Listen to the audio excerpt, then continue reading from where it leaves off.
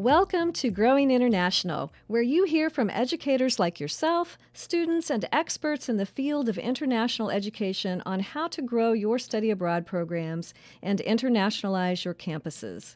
I'm your host, Jody Littleton, a professor of communication and a study abroad coordinator for Parkland College.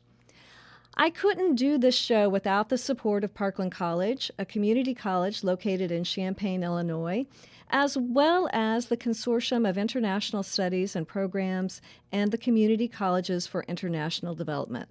Whew! With all that out of the way, let's get started.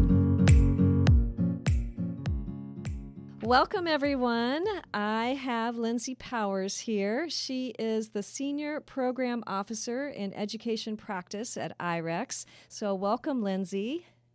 Thanks. It's great to be here with you. Lindsey, I'm excited. I'm part of some of your programming, but I'd just like you to tell everyone a little bit about yourself and a little bit about Irex.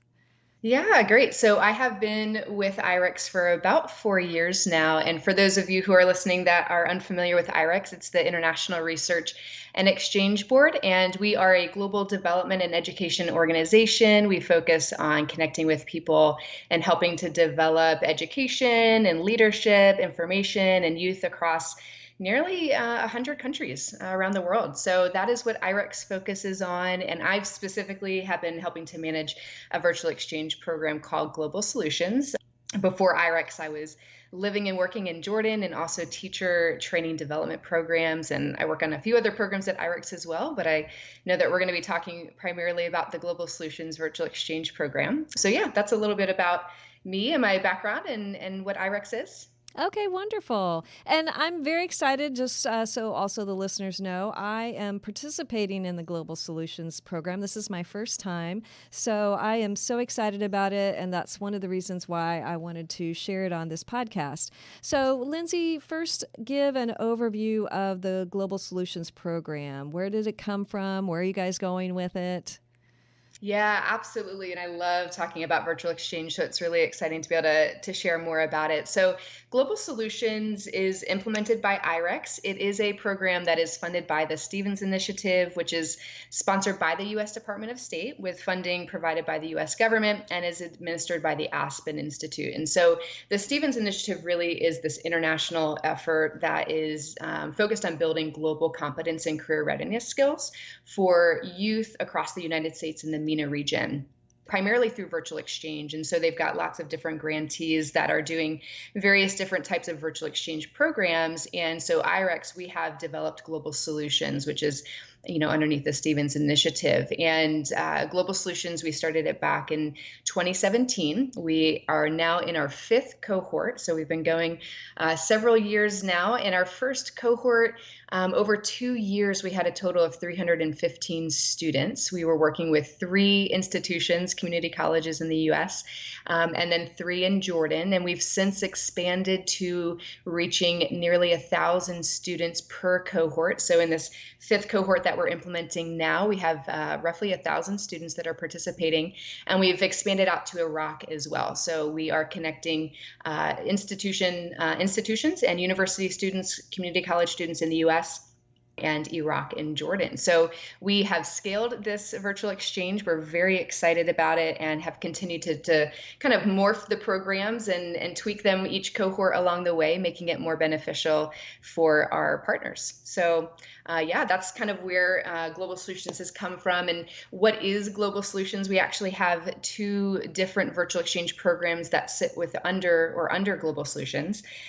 We have one that is more project-based and one that's more conversations focused. So we started with the one that's called the Sustainability Challenge. So Global Solutions Sustainability Challenge. And this is essentially it's like a virtual business competition where we have students working on binational teams. And they're paired US students with Iraq students or US and Jordan, and they compete in an 8-week challenge where they're having to design the most sustainable business concept to a real need within their local communities related to the UN's 17 Sustainable Development Goals. And at the very end, they have to submit a business concept, and we have a panel of judges who are experts within entrepreneurship, and they select the top 6 teams who then present live at our culminating event, which is the Virtual Business Expo. And essentially, it's almost like a virtual Shark Tank, if you will. And we have judges who then select the top 3 teams who are awarded a small grant to further develop their business concept. So that's the Sustainability Challenge that's underneath the Global Solutions program. And then we have a more light touch virtual exchange, which is called the Global Solutions Conversations program. And this has been designed basically out of hearing a lot of the feedback from our partners and community college and university faculty saying, we love the challenge program, but it's really project based and it's a lot of work. Do you also have more of a lighter touch virtual exchange that we can implement within our courses? And that's how Conversations was developed. And that is a 6-week dialogue where students are paired on binational program or binational teams, and they dialogue around the UN's Sustainable Development Goals. They go through the design thinking process of, what is a challenge or a need in their community. And then they brainstorm solutions. So there's not really developing a concept. They're more just talking about solutions.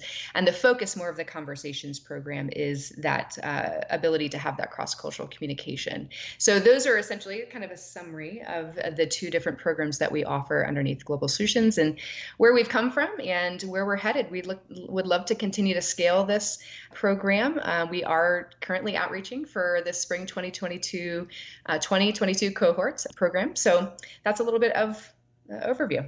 Great.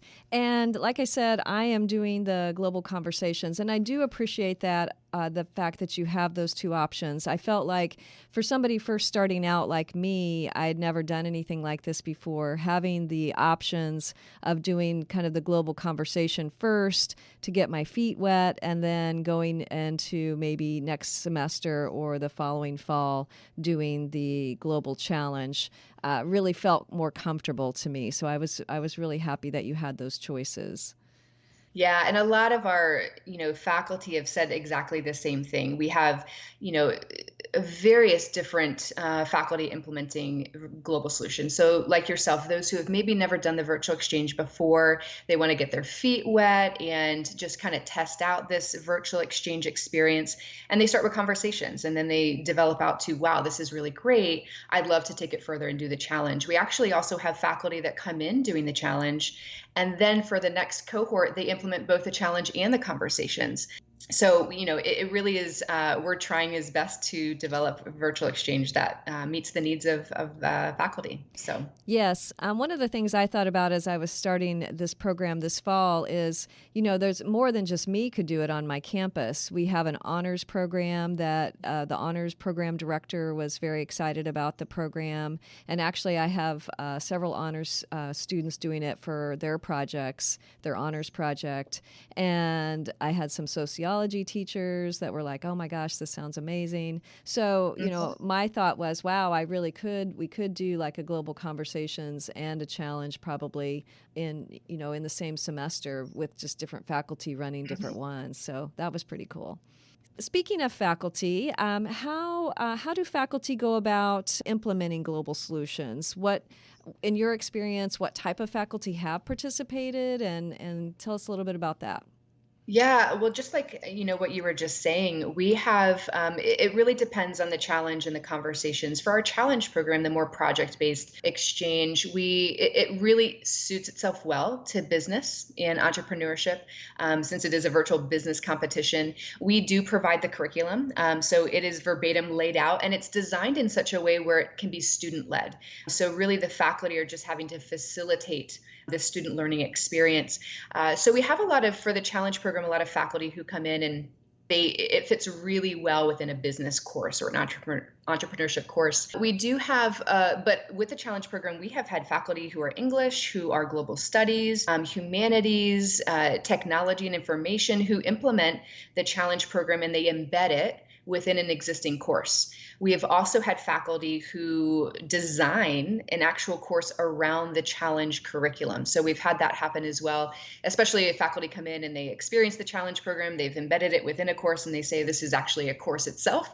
And then, the next cohort, they design it around that. For the conversations program, it really is, it varies across the board. And like you were saying, we have many faculty that actually implement it within an honors club or an entrepreneurship club, and you bring in students who are across different fields and studies to collaborate and work together. So for the conversations, it also lends itself very well to English language learners or really any course in itself. If you're simply looking to bring in that virtual exchange touch, if you're looking to internationalize or globalize your curriculum, it's a great opportunity to do that. So we do have faculty implementing it in various ways. And that's what's really great about the curriculum, is that it's designed to be flexible. And faculty can really say, this is how we want to implement it to meet our needs. So this semester, I took volunteers, but next semester I actually teach a group communication course. So I am going to try to incorporate it into that course. So I can totally see that for both sides.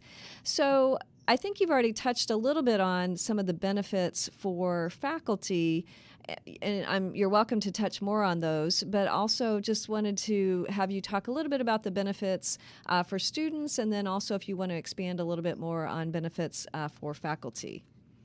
Yeah, sure. So I'll just, kind of continue on with the benefits for faculty. Obviously, for faculty who are looking to bring in that international element or globalizing the curriculum, it's a great way to be able to do that.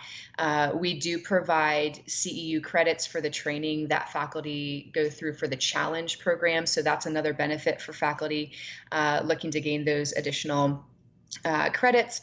But then, there's this partnership development that happens for faculty who are implementing the program. We've seen multiple times over where faculty establish great relationships with their partner facilitators in Iraq or Jordan. And then after the program, they continue the institutional partnership and they develop additional programs. It spurs on development of new programs at their institution, specifically maintaining that partnership. So that's a great benefit as well for faculty, and just becoming a part of an alumni network that is focused on virtual exchange. So those are some of the benefits as well for the faculty. For students, I mean, I could talk for a long time, I think, on the benefits for students.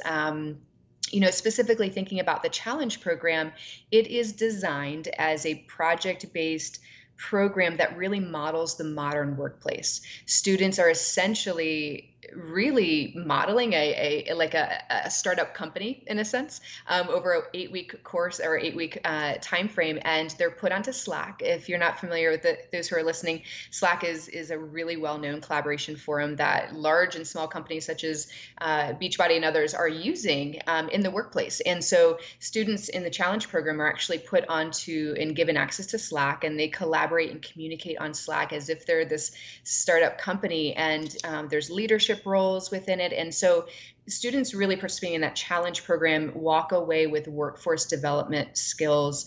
They're developing global competencies, problem solving. They're going through the design thinking process, which is an excellent skill to have and take into any future company. And we have many students that will actually put on their resumes participating in this program, especially it's State Department funded. That's one. They become alumni of the State Department, essentially afforded opportunities as if they were in a study abroad program with the State Department. So there's great benefits for students to be able to access with that.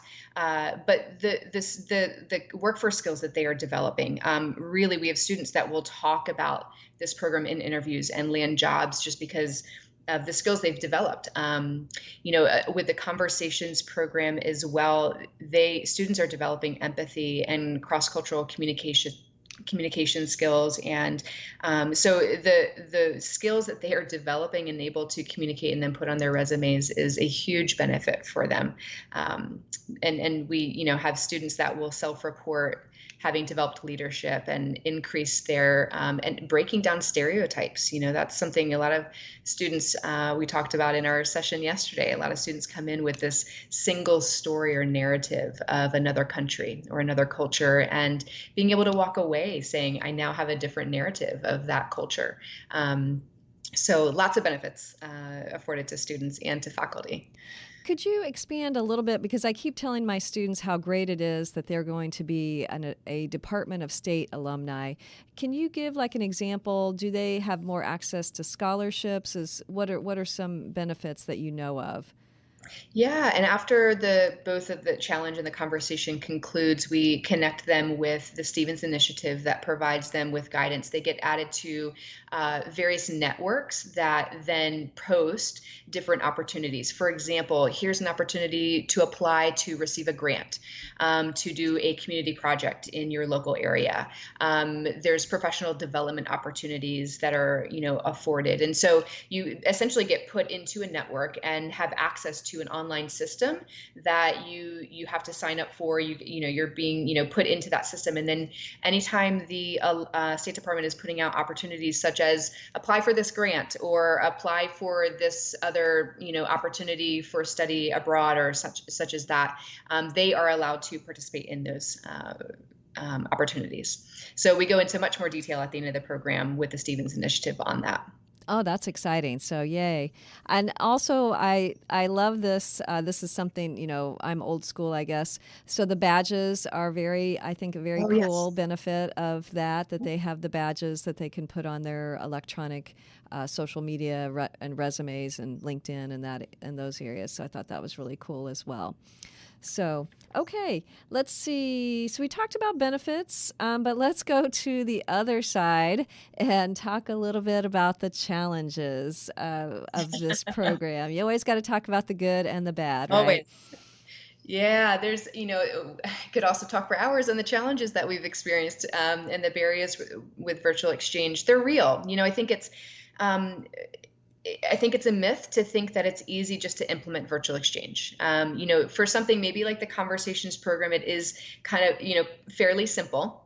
It's certainly more simple than doing a project-based virtual exchange, but it does take time. And when we're working in the realm of technology, there's always room for glitches. There's like we experienced yesterday in our session where we were trying to send 500 people into breakout rooms and 200 made it and 200 didn't. There's things like that will always potentially occur in virtual exchange. I think there's so you have the technology challenges that are always coming up. And then you have the cross-cultural element as well, where you have faculty who are experienced students who are engaging in cross-cultural communication and collaboration for the very first time. And so, different cultures have different expectations. About time, about commitment, about communication. And we are always constantly coaching our faculty through those challenges. For example, if it takes a while to hear back from your partner facilitator on a time that you're going to have for your team meeting, or understanding maybe misunderstandings that occur in team meetings, or so those kinds of things can certainly come up in virtual exchange, but they're, in my opinion, good challenges to have because it provides this area of growth and you're learning and developing empathy, developing adaptability and flexibility, and those skills are developed through experiencing sometimes these challenges. Those are kind of some things that come to mind, and that's why I think it's also really helpful for faculty who are experienced or wanting to, get it started with virtual exchange is to participate in programs that have kind of a central management and that can provide that ongoing coaching and support along the way, and help you work through some of those challenges that might come up. But I would never let those challenges keep someone from participating in the exchange. I think the benefits far outweigh the challenges and barriers that could pop up. So Sure. I mean, I think the challenges are very minimal and more challenges that you experience in any project that you do. I mean, these are typical challenges Mhm. that I have in class every day. So I Sure. think that certainly the benefits outweigh the challenges of that. So with that idea in mind of there are challenges, and you guys have been running this program for a long time, 5 years, what advice do you have for faculty who've never implemented a virtual exchange before? Yeah, I would say definitely try it. I would say find, do some research online. Obviously, Irex and Global Solutions, we are implementing two, very different programs that are great opportunities, like for you as experiencing, are great to get involved in and just to test it out and see, what is the experience like? Is this something that's worth it and beneficial to my students? I would say, you can also take the route of developing your own virtual exchange. But most of the time, what we do see is, faculty find a virtual exchange that's being implemented by another organization where they can come in and take the curriculum and be already partnered with someone in another country, and they simply have to implement it within their curriculum, and then from there they begin to morph their courses or redesign their courses around virtual exchange, or additional honors clubs or things like that that allow for engagement of virtual exchange. So I would say definitely there's Stevens Initiative. Check out the Stevens Initiative website. They have various different programs that are afforded that are very different from Global Solutions. Some are similar, and that have different benefits for students, and get started there. And then really what we would love to see is faculty taking it to another level with their institutions, where it becomes a normal part of the curriculum and of what institutions are doing around virtual exchange. So there's plenty of resources out there. I would definitely say start with the Stevens Initiative and then check out Global Solutions and Irex as well. And there's lots of opportunities out there.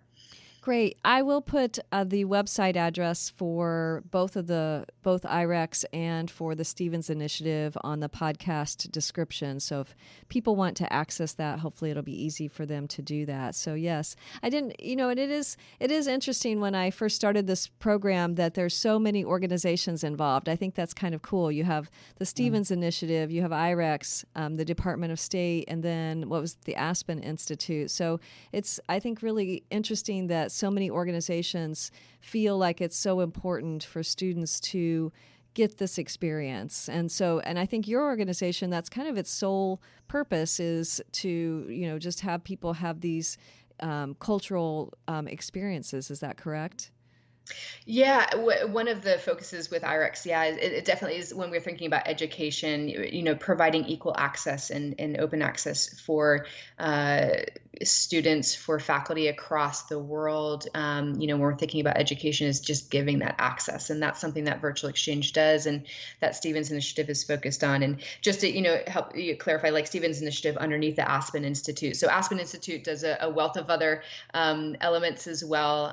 So Stevens Initiative would be underneath of that. And so yeah, there's when you go to the Stevens Initiative, you'll see various other organizations, Solia and others, that are doing virtual exchange programs, and some are specifically focused on K through 12. Others are focused on in regards to community colleges or higher ed institutions. So many opportunities out there Mm-hmm. to focus on. I know for IREX, we are actually also implementing global solutions for high school students as well, and so we are taking that virtual exchange to different audiences across the board. So That's great. I think I always tell students, when organizations like this and, you hear like the Department of State is sponsoring this, it kind of tells you how important these exchanges are and how valuable the government thinks that this is for our country, to have students have these cultural experiences so that they can broaden their horizons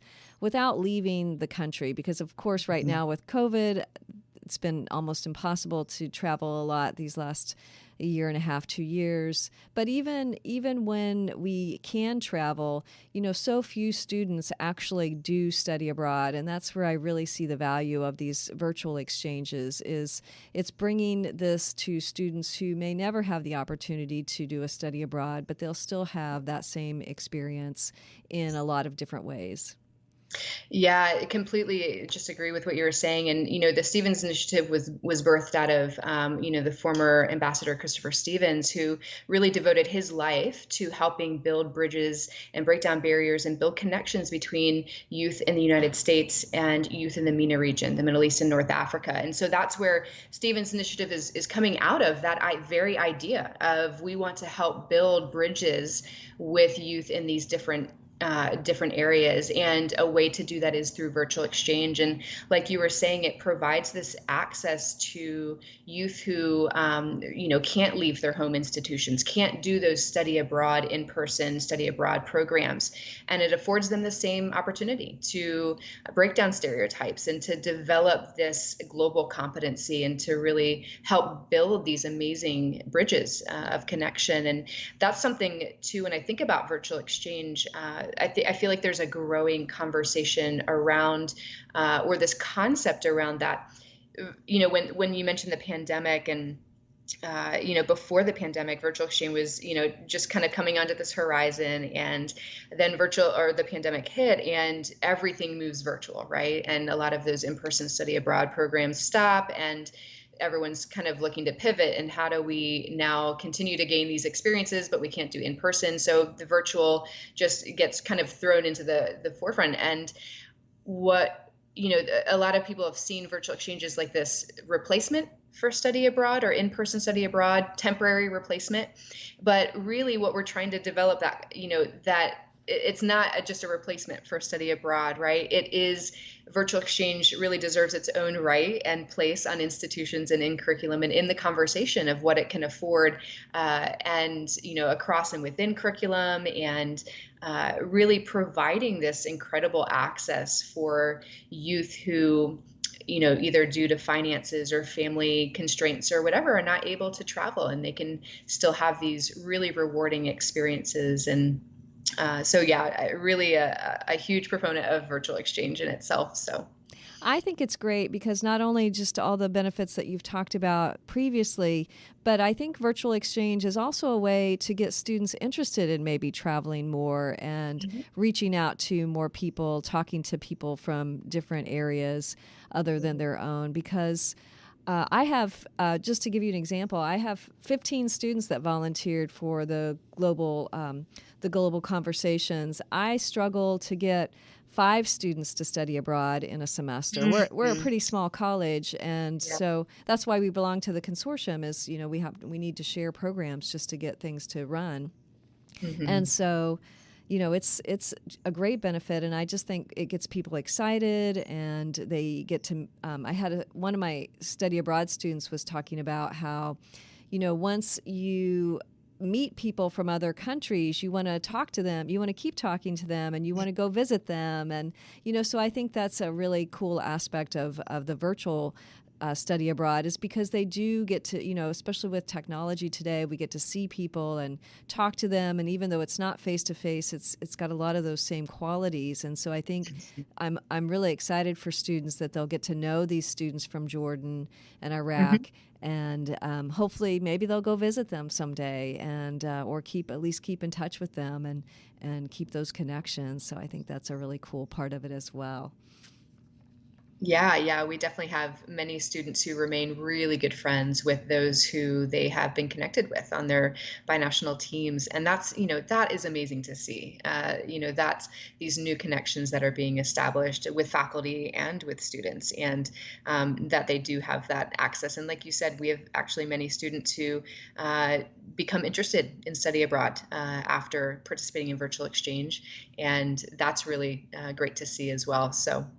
Yeah, because I think a lot of students, where I live anyway, so I'm in central Illinois, and so a lot of students have never really been, we live in a very rural area, very farming community, and even though we're the home of the University of Illinois, which is a Big Ten Mhm. school.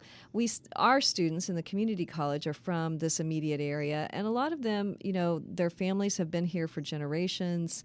They're very comfortable here, and so they don't really they don't really feel a need. Why should I go? Why should I go to anywhere?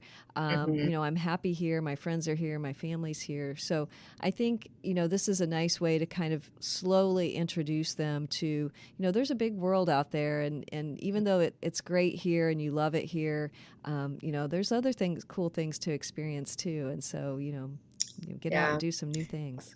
Yeah, and I think there's this element too of, the world is becoming smaller, even though you have, like you were saying, your students are like, I'm good, I'm where I'm at. Like, we don't really have the need to talk to people outside of the local community, uh, with where the world is going. And especially, since the pandemic and so many things moved to virtual or virtual work, so many companies that are, remote work still. And Mm-hmm. what does that look like to connect and be able to have the skills, the workforce skills to be able to collaborate, communicate virtually in this remote realm that still exists. But even, as the world's becoming smaller and, even the smallest company to the largest company to some element or degree would be having a cross-cultural touch of some sort. And so, I think to develop those skills, like you were saying, for your students and to help them see that, the world is larger, right? It's bigger than that. And so, yeah, I think that's a great benefit for virtual exchange. So, anything else, Lindsay, that you can think of before we wrap it up? This was a great conversation. I really enjoyed it. Yeah, I've really enjoyed. Thanks for the opportunity to be able to talk about virtual exchange. If anyone is interested in participating in our program, I'm sure we can share our website with them, where we have various information sessions over the next several weeks where we go into more detail about the program. And if anyone is interested in learning more about Global Solutions, we'd be happy to connect with them. So, yeah, we're currently outreaching for our next cohort, and it's been great. Been really great to connect with you, and so excited that you're participating in our program, and hopefully can have some great things to share about it afterwards. Yes. One last thing. So, you offer programs in the spring and the fall. Is that correct? Correct. Okay, so no summer programs. So yeah, so people generally kind of like mid-fall and mid-spring is generally when people sign up for the next semester. So like mid-spring would be fall registration, and then fall semester would be for spring semester. Correct. Yeah. So our application is now open. We'll be ending it November 28th. That's the Okay. deadline to apply for the spring.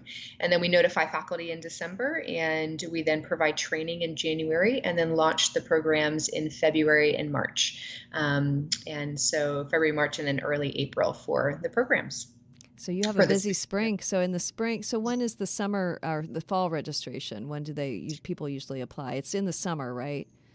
in the fall, we would actually, for the fall semester, we actually launch outreach during the spring. Okay. So we're actually, because most faculty are actually Sure. looking to, but we wouldn't close, the application till the summer. So we give a little bit more time Mm-hmm. for, that application process. But most faculty are already planning for their fall semester back in the spring. So we do launch, outreach typically in that time frame. Okay, great. Well, thank you so Yeah. much. I appreciate it, and I will make sure to put those website addresses on the podcast description so people can easily access that if they would like to.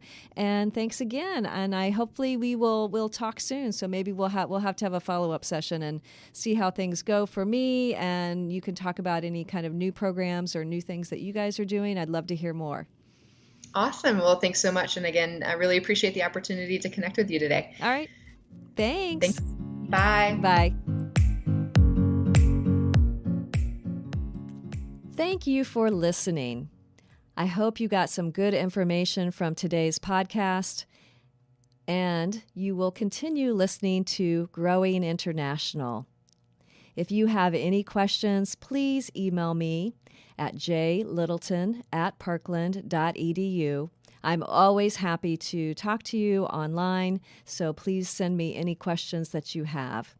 Also, I hope you continue listening to this podcast. We are hosted on Podbean, and also we are now on Spotify and Google.